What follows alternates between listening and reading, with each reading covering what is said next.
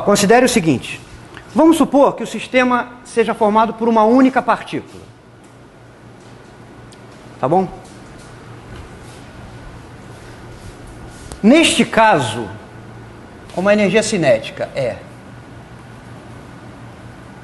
m sobre 2 V2, que é a mesma coisa que m sobre 2 ds dt ao quadrado, onde S é o comprimento de arco ao longo da trajetória da partícula, contada a partir de alguma origem. Tá bom?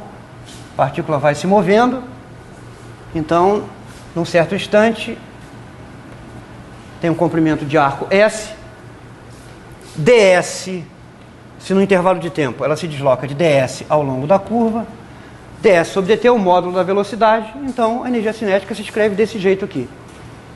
Então, observem que, comparem com isto aqui. Nesse caso, ρ e S são proporcionais. O fator é a massa que está aqui. Tá? Então, ds é proporcional a dρ. E aí o princípio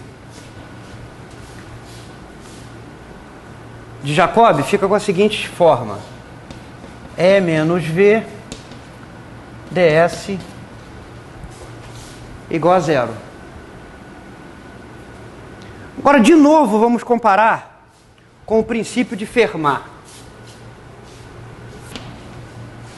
Veja o seguinte.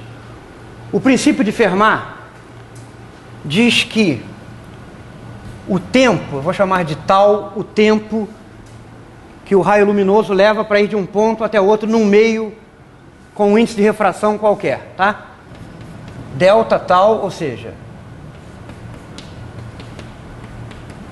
delta do intervalo de tempo que leva o raio, né, para ir de um ponto até outro. Mas esse intervalo de tempo pode ser escrito assim, aqui é ds sobre v.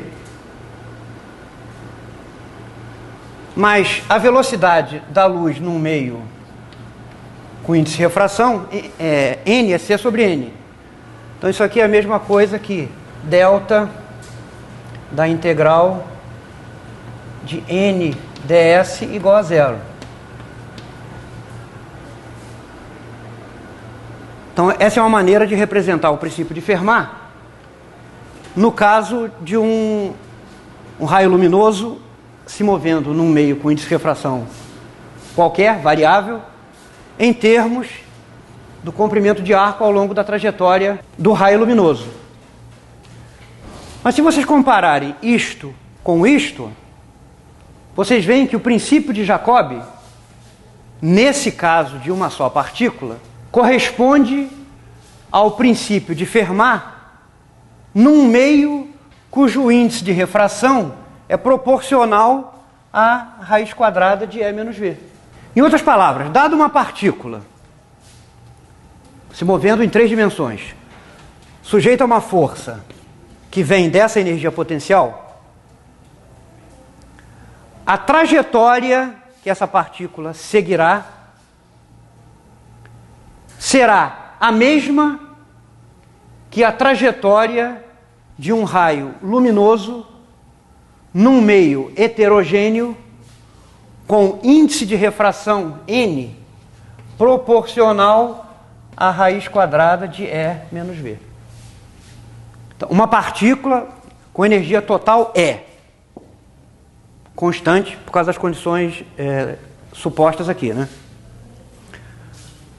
Irá se mover sob uma força que vem dessa energia potencial V, da mesma maneira, seguirá a mesma trajetória que um raio luminoso seguiria se propagasse num meio com índice de refração variável proporcional à raiz quadrada de E menos V. Então, de novo, vocês veem como há analogias entre ótica, geométrica e mecânica. Para o caso de uma partícula livre, portanto com energia cinética constante, o princípio de Maupertuis é expresso na forma de Jacobi, diz o seguinte, ó, se T for igual a constante,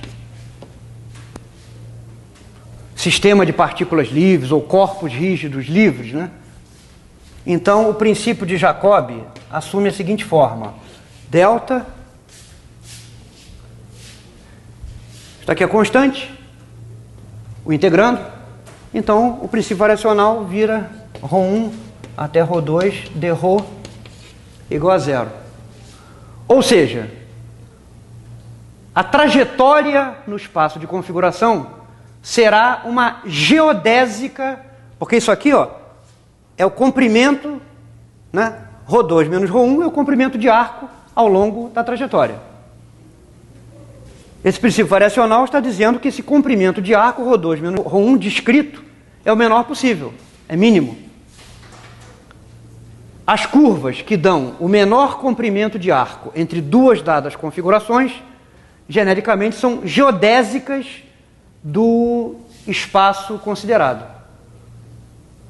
Geodésicas desse espaço de configuração com essa métrica que foi definida há pouco, que está relacionada com a energia cinética. Então, é uma outra característica interessante do princípio de Jacobi, né? Que permite uma interpretação geométrica do movimento em certos casos simples, né?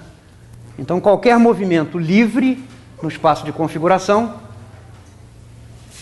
que tem energia cinética constante, portanto, automaticamente é uma geodésica, a trajetória física será uma geodésica no espaço de configuração, dotado dessa métrica que nós definimos há pouco.